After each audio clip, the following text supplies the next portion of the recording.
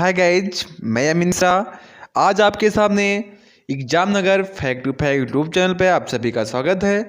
तो आज मैं आपके सामने सम्मान ज्ञान का ऑब्जेक्टिव क्वेश्चन लेकर आया हूँ, जिसमें आपको कम से कम 20 या 20 से ज़्यादा क्वेश्चन बताने की कोशिश करेंगे। ओके, जिसमें आप सभी को जितने भी कम्पिटिटिव एग्जाम आपकी तैयारी कर रहे हैं आपके लिए बहुत ही सहयोग करेंगे। ओके, यह आपका सेट 2 है। अगर सेट 1 नहीं देखें तो आप सेट 1 पीडीएफ में या आपका डिस्क्रिप्शन बॉक्स में आपको लिंक दे दिया जाएगा और आप बिल्कुल जाकर उसको पहले देख लीजिए। ओके, अगर पहले इसको देख रहे हैं तब भी कोई आपको प्रॉब्लम नहीं होगी। ओके, क्योंकि आपको टॉपिक से नहीं पढ़ाया जा रहा है, क्योंकि हर क्वेश्चन एक एक जगह से लिया गया है। ओके, तो यह सम्मान ज्ञान के लिए आपके लिए बहुत उपयोगी है। तो चलिए हम क्लास को स्टार्ट करते हैं ना लेट करते हुए। पहला क्वेश्चन देखते हैं, भारतीय अंतरिक्ष कार्यक्रम का मुख्य उद्देश्य क्या है? ओके, जो आपका भारतीय अंतरिक्ष कार्यक्रम का मुख्य उद्देश्य क्या है? ऑप्शन आपका दिया गया है, उपग्रह के माध्यम से संचार और शिक्षा। दूसरा ऑप्शन दिया गया है, रिमोट सेंसिंग के माध्यम से प्राकृतिक संसाधनों का सर्वेक्षण और प्रबंधन करना, प्रौद्योगिकी, पर्यावरण जांच और मौसम संबंधी भविष्यवाणी करना। तीसरा ऑप्शन दिया गया है, स्वदेशी उपग्रह और उपग्रह प्रक्षेपण वाहन का विकास करना। तो यह आपका जो आंसर होगा, आपका डी आंसर आपका होगा 1 2 3, मतलब कि दोनों जो तीनों चीज़ें आपके करेक्ट होगी। सारी चीज़ें ये आपका उसके उद्देश्य के अनुसार पर जो है भारतीय जो आपका अंतरिक्ष कार्यक्रम है उसके उद्देश्य रखा गया है। ओके, तो नेक्स्ट पर यह क्वेश्चन आपका HSSC एग्जाम में पूछा गया था। ओके, नेक्स्ट क्वेश्चन में चलते हैं।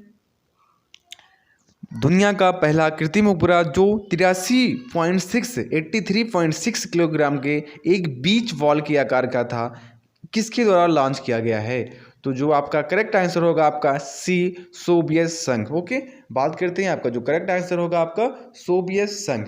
नेक्स्ट बात करते हैं आपका, देख सकते हैं आंसर नंबर सी है, BPSC प्रीलिम्स में यह क्वेश्चन आपका पूछा गया था। ओके, नेक्स्ट बात करते हैं क्वेश्चन नंबर 29, इसरो द्वारा निर्मित पहला विशिष्ट मौसम उपग्रह मेटसैट क्या है? ओके, तो यह आपका एक प्रकार का भू समकालिक उपग्रह है। करेक्ट आंसर आपका ए सही होगा। यह क्वेश्चन आपका MPPCS प्रीलिम्स में पूछा गया था। ओके, तो जो करेक्ट आंसर आपका होगा, इसरो द्वारा निर्मित पहला विशिष्ट मौसम उपग्रह मेटसैट क्या है? आपका भू समकालिक उपग्रह है। ओके, नेक्स्ट बात करते हैं, भारत में स्पेस एप्लीकेशन सेंटर जिसे सैक बोला जाता है। ओके, सैक को अगर सैक यस फॉर आपका space, A for application, C for होगा आपका सेंटर, कहाँ पर स्थित है? तो बात की जाए ऑप्शन के अनुसार आपका वी करेक्ट आंसर होगा और सही भी है आपका। ओके, ऑप्शन अहमदाबाद आपका सही है, बी का ऑप्शन सही है, करेक्ट। ओके, नेक्स्ट क्वेश्चन में चले जाए, राकेश द्वारा अपनी ऐतिहासिक अंतरिक्ष यात्रा के निम्नलिखित में से किस अंतरिक्ष यान का इस्तेमाल किया गया था? तो वह करेक्ट आंसर आपका जो होगा वो आपका answer number C. Okay, Soyuz T11। Okay, जो राकेश शर्मा द्वारा अपनी ऐतिहासिक अंतरिक्ष यात्रा के लिए निम्नलिखित में से किस अंतरिक्ष यान का इस्तेमाल किया गया? तो बात किया जाए आपका आंसर नंबर सी, जो UPSSC एग्जाम में पूछा गया था यह क्वेश्चन। ओके, सी आपका करेक्ट आंसर होगा, सोयूज T11।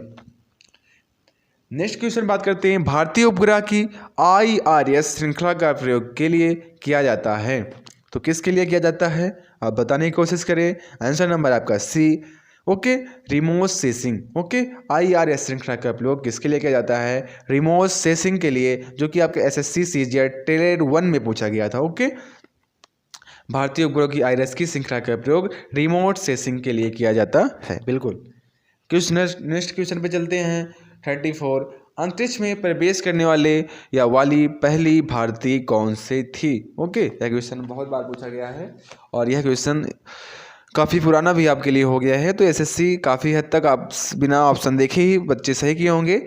और बात करते हैं आंसर नंबर सी आपका, राकेश शर्मा। ओके, राकेश शर्मा द्वारा जो है यह पहले भारतीय थे जो अंतरिक्ष में प्रवेश किए थे। Okay, Rakesh Sharma SSC CGL में एग्जाम में पूछा गया था। ओके, नेक्स्ट क्वेश्चन पे चलते हैं, इनसैट उपग्रहों की श्रृंखला का प्रमुख उद्देश्य क्या सुविधा देना है? तो जो इनसैट उपग्रह की श्रृंखला है उसका उद्देश्य क्या है, वह सुविधा किस प्रकार हमें देता है, तो वो आपका दूर दराज के क्षेत्रों के लिए टीवी का जो प्रसारण होता है वो इसी उपग्रह के अंतर्गत जो है हम जो टीवी देख सकते हैं वो इसी के अंतर्गत इनसैट उपग्रह के अंतर्गत होता है। ओके, क्वेश्चन नेक्स्ट की बात करते हैं। आपका रेलवे आरआरबी एनटीपीसी में पूछा गया था क्वेश्चन। ओके, क्वेश्चन नेक्स्ट पे चलते हैं। अपोलो 11 पहला कृत्रिम उपग्रह जिसने मनुष्य चांद पर उतरा था किस वर्ष में प्रक्षेपित किया गया था? अपोलो 11 ओके, पहला कृत्रिम उपग्रह है ये जो मानव द्वारा बनाया गया था जिसमें मनुष्य चांद पर उतरा था। यह आपका आंसर नंबर सी कब हुआ था?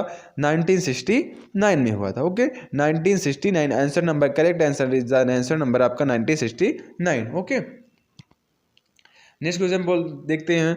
ISS किसका संक्षिप्त रूप है? ओके, इसको आपको बहुत ज़्यादा क्वेश्चन ऐसे पूछे जाते हैं तो आप ध्यान रखना। तो इसका आपका करेक्ट आंसर होगा A, international space station. Okay, ISS का जिसका संक्षिप्त रूप है international space station. Okay, next question में चलते हैं। भारत में ASLV पहली बार कब इस्तेमाल किया गया था? भारत में SLV पहली बार कब इस्तेमाल किया गया था? तो आपका जो करेक्ट आंसर होगा आपका V 1987 में। ओके, ASLV का पहली बार इस्तेमाल किया गया था 1987 में। तो नेक्स्ट क्वेश्चन पे चलते हैं, ध्यान रखना बिल्कुल, ये आपका AFSET एग्जाम में पूछा गया था क्वेश्चन। निम्नलिखित में से कौन सा विकल्प परिक्रमा में उपग्रह को स्थापित करने के लिए प्रयोग किए जाने वाला प्रक्षेपण किया गया था? ओके, तो कौन सा कह रहे हैं विकल्प होगा परिक्रमा में उपग्रहों को स्थापित करने के लिए प्रयोग किया जाने वाला प्रक्षेपण है वो आपका answer number B, GSST। Okay, GSAT जिसे बोला जाता है वो 8 या यान लॉन्च, जो कि अभी जो है कह रहे हैं लॉन्च नहीं है। ओके, यह क्वेश्चन आपका रेलवे GPD एग्जाम में पूछा गया था, बिल्कुल ध्यान देना। ओके, आंसर नंबर बी आपका GSAT 8। ओके, ये आपका क्वेश्चन है, आंसर है। ओके, नेक्स्ट क्वेश्चन में चलते हैं। अंतरिक्ष अनुसंधान केंद्र पर आधारित रूस द्वारा विकसित पारिस्थितिकी जिसे इकोलॉजिकली तौर पर क्लीन रॉकेट का नाम क्या है? ओके, जो कह रहे हैं अंतरिक्ष अनुसंधान केंद्र पर आधारित द्वारा रूस द्वारा विकसित पारिस्थितिकी इकोलॉजिकली तौर पर क्लीन रॉकेट का नाम क्या पड़ा है? तो आपका आंसर नंबर सी, अंगारा। ओके, इकोलॉजी समझ रहे हो ना, जो बच्चा जियोग्राफी पढ़ा होगा उसको मालूम होगा कि इकोलॉजी क्या होता है। ओके, तो ये आपका अंगारा, करेक्ट आंसर आपका अंगारा होगा। नेक्स्ट बात करते हैं। कितने अंतरिक्ष यात्रियों ने चांद की सैर की है? तो आज तक कितने? ये आपका आंसर नंबर डी होगा 12। ओके, ये आपका आरआरबी रेलवे आरआरबी में GTV में पूछा गया क्वेश्चन है, कितने अंतरिक्ष ने चांद पर यात्रा सैर की है? तो आपका 12, मतलब कि आंसर नंबर डी 12। ओके, 12 यात्रियों ने चांद पर यात्रा की है या सैर किया है। क्वेश्चन नंबर नेक्स्ट पे चलते हैं। 42 1969 में निम्नलिखित में से कौन सा व्यक्ति अपोलो XI अंतरिक्ष उड़ान के चालक दल में शामिल हुआ था? तो आपका आंसर नंबर डी होगा Neil Armstrong. Okay, Neil Armstrong आपका करेक्ट आंसर होगा। चलिए नेक्स्ट क्वेश्चन में चलते हैं। 43 अंतरिक्ष यात्री अंतरिक्ष में प्रवेश करे और पृथ्वी की परिक्रमा करने वाला पहला मानव बन गया था। कौन सा वो आदमी था जो अंतरिक्ष में प्रवेश करने और पृथ्वी की परिक्रमा करने वाला पहला मानव बन गया था? वो आपका answer number B, Yuri Gagarin ji हैं। ओके, यूरी गागरिन जी हैं, आपका answer number B. SSC MTS exam में यह क्वेश्चन पूछा गया था। ओके, तो सारे क्वेश्चन आपके हर एक जितने क्वेश्चन आपको यहाँ पर दिए गए हैं सारे जो है आपके कोई ना कोई एग्जाम में, कम्पिटिटिव एग्जाम में पूछे गए आपके क्वेश्चन हैं। ओके, तो नेक्स्ट क्वेश्चन पे चलते हैं। अंतरिक्ष की यात्रा करने वाला सबसे पहला मनुष्य कौन है? तो बात करते हैं answer number B, Yuri Gagarin. Okay, अंतरिक्ष की यात्रा करने वाला सबसे पहला मनुष्य आपका कौन है? हम बात करते हैं यूरी गागरिन जी हैं, जो कि आपका SSC CHL में एग्जाम में पूछा गया क्वेश्चन है। नेक्स्ट पे बात करते हैं 45 कार्टोसैट। ओके, कार्टोसैट 2A जिसका प्रयोग आपदा के बाद केदारनाथ के चित्र लेने हेतु किया गया था, वह प्रकार का भारतीय सैटेलाइट है। वह किस प्रकार का सैटेलाइट है? जो आपका करेक्ट आंसर आपका होगा सी, रिमोट सेंसिंग। ओके, जो अभी पढ़े थे ना ऊपर, तो वही आपका कार्टोसैट जो कि आपका यह केदारनाथ पे जब कोई भी वो परिघटना होती है, आपदा होती है, तो उसी प्रकार इस जो केदारनाथ की घटना हुई थी उसमें आपका रिमोट सेंसिंग सैटेलाइट के द्वारा जो है वहाँ की जो तस्वीर ली गई थी वो इसी के रिमोट सेंसिंग के आधार पर ली गई थी। ओके, नेक्स्ट क्वेश्चन में बात करते हैं।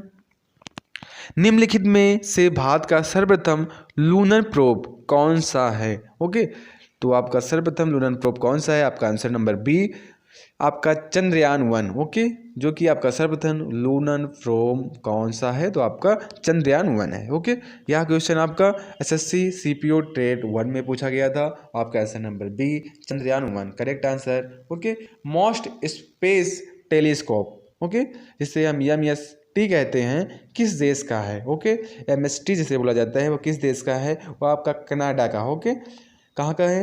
आंसर नंबर बी आपका इसका सही होगा 47 का, कनाडा, जो कि मोस्ट स्पेस टेलीस्कोप किस देश का है? कनाडा का। ओके, नेक्स्ट क्वेश्चन में चलते हैं।